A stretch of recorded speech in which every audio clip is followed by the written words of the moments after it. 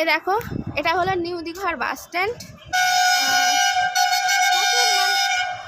দেখো প্রচুর মানুষ ঢুকছে বাসে ওঠার জন্য। আমাদের বাস এখনো আসেনি। আর দেখো, ঘুরতে আসারও একটা আনন্দ আছে, আবার বাড়ি ফেরারও একটা আনন্দ আছে, তাই না? একটু লেট আছে, মানে আমাদের বাস ঢুকবে, খানিকক্ষণের মধ্যে ঢুকে যাবে। বাড়ি ফেরার মজাই আলাদা।